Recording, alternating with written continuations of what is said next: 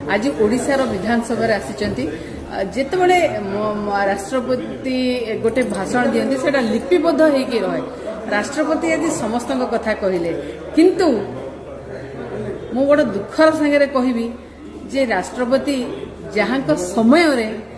सरकार रे थिले जहां समय रे जे मुख्यमंत्री समय रे